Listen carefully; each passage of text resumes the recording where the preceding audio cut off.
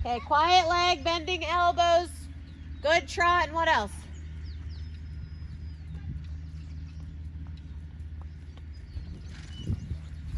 We're on circle number 2. I can name at least 16 things you could work on if I'm going to be really picky. You wouldn't know how to do all those 16 things, right? I just want you to tell me 4. Rounder head. Okay, he can be rounder. I'd say steadier, yeah? It's not just about being round, right? But if that's... Whoa, front feet, yeah, you can't let him run. So what part of his body do you feel like he left out of that leg yield? Butt. What?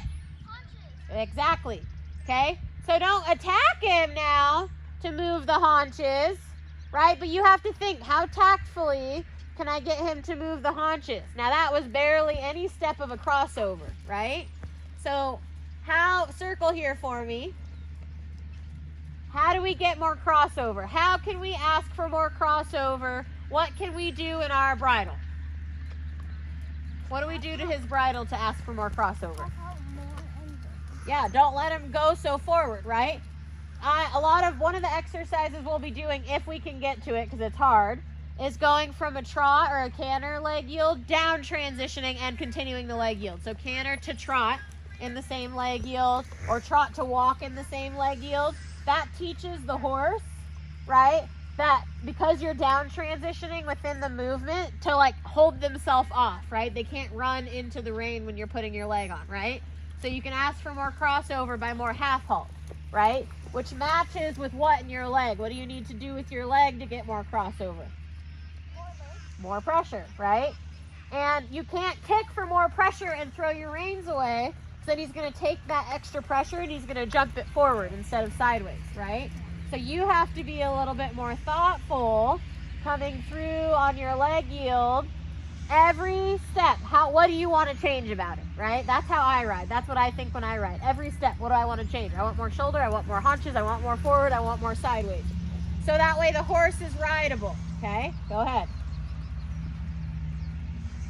So I still don't see the haunches coming. Slow shoulder. Walk, keep leg yielding. Walk, keep leg yielding. Kick him. Little bump with your inside leg. Yes. Okay, and trot. See how his haunches are still behind you? Right? It's hard to get him to move, but we have to teach him, right? Whoa, front feet. Yeah, and leg yield way over. Don't cross your outside rein over his neck. Separate your hands. Bump him with your inside leg. Yep. There. Oh, good step, right? But that's really a lot of shoulder. I like how I had to look behind you. That was good. Good. And then trotting on. And trying it again in the trot.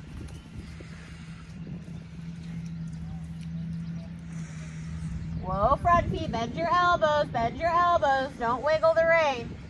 Hold the contact. Yes. Better steps. Good, and straighten. Good, and come across your diagonal. Good. And we're just going to do a couple changes of direction where you get your reins, your seat, your trot back organized. Give him a break from it, right? So what are we focused on here? Tell me 4 things you're going to focus on. They're going to be perfect by this next circle. What is it? Quickly. Whoa, front feet. Yep, keep both hands even.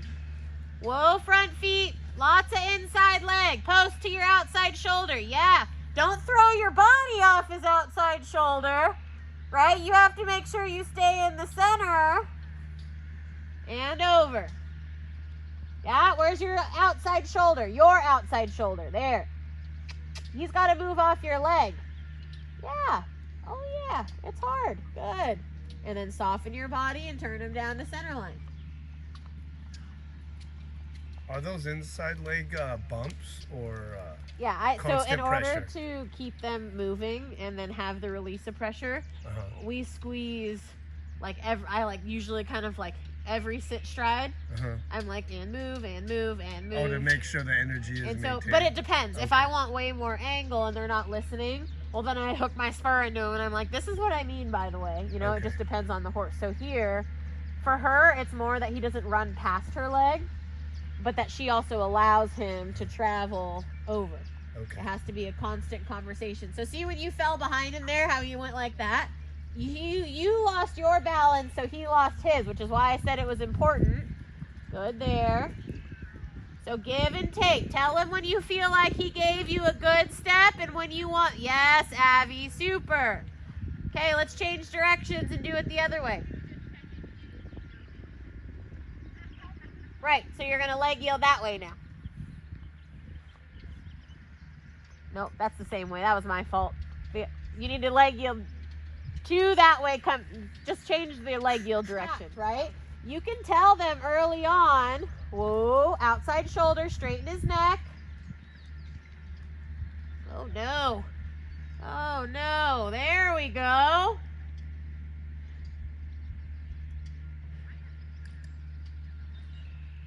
That's a bit further than I was hoping. She got carried away. Leg yield. There you go. Good. All the way over. Come on. Good. So you can't fall behind him and then kick while he scoots out from under you. Center line. Please sit back in your seat. Drop your heel down. You don't need to bring your legs so behind you and up to ask for trust. Okay, carry your hands in front of you. Have a bit more of a connection. And think about pushing hind feet to nose. Yeah. But doing so, you do have to take weight in the nose, right? I want you to really have that picture in your head as you ride. That more importantly, the hind feet go to the nose, right? But in order the nose to not be able to creep away from you, you do still have to take weight in the rein, right? So hind feet to nose, but you say, but your nose can't also go out and forward, right? You can't kick his hind feet and then him Superman out in front of you.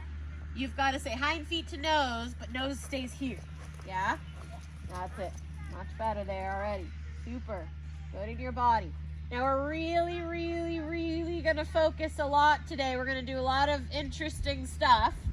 Okay? Hopefully, that's my goal. You know, those change as soon as I start yelling at you. But we're going to do a lot of that stuff. But you are going to show me you can really focus on keeping the horse's gait through your seat. Yeah? We've worked a lot on your seat in the past, and now you get to do all the fun stuff.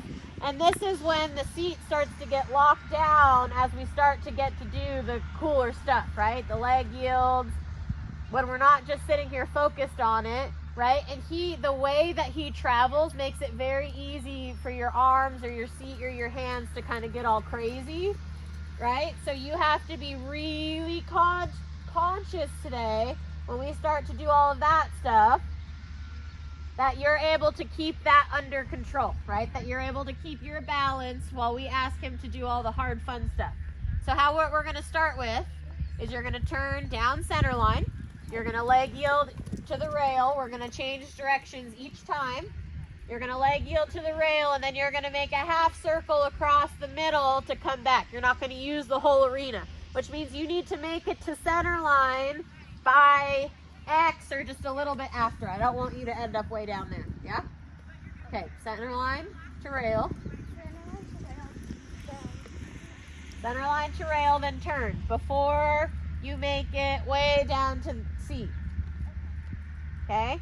So what does that tell me about your leg yield? Is it more forward or more sideways? More sideways. Very good.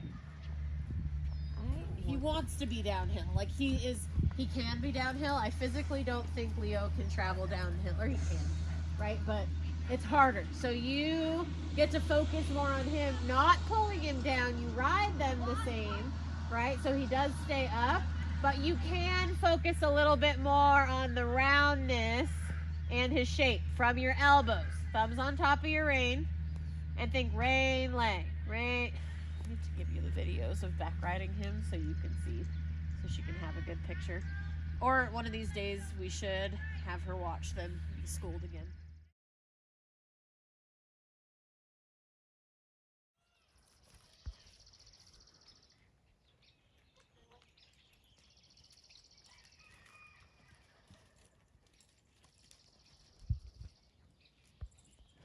Now open your outside rein. Take both hands up into the inside a little bit without neck reining. Both hands, bend your elbows, up, forward, into the inside. Good. And then you get to ride off of your leg. If you need him to move over more, reins half halt. Both reins half halt. Yep, little movement of your fingers to get him a little rounder. Don't just lift the outside rein. There. And then inside leg and spiral back out. Up in your stomach. Think about creating that up feel in his shoulder. Sit back. Top of your seat bones back. So if you can create that off his back, you got to be able to create that while you're sitting. But because you're thinking of a lot of stuff while you're sitting, you're not allowing him to canter in your seat, right? If you think about it, that's the only one of your aids we took away in this situation. We've isolated just your hand and your leg, and your seat is off his back and allow it, right? So sit and be able to show me that. Allow the canter. Don't shove the canter. Allow the canter within your seat. Melt your butt on him and squeeze with your lip. There.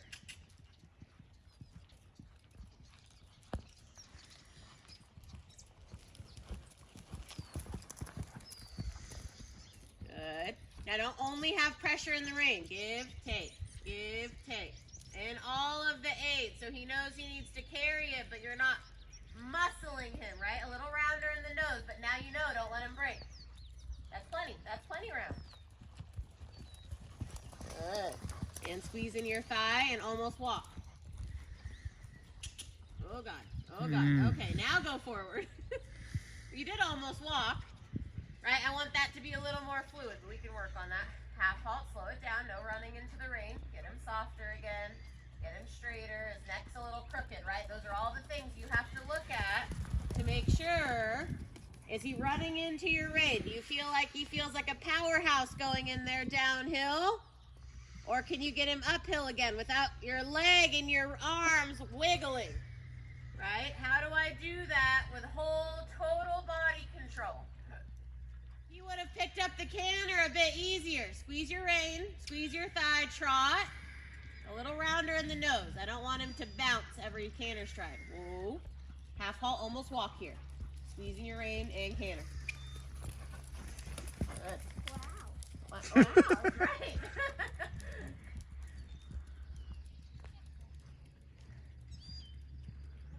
Good. Keep your hands in front of you. And keeping him up.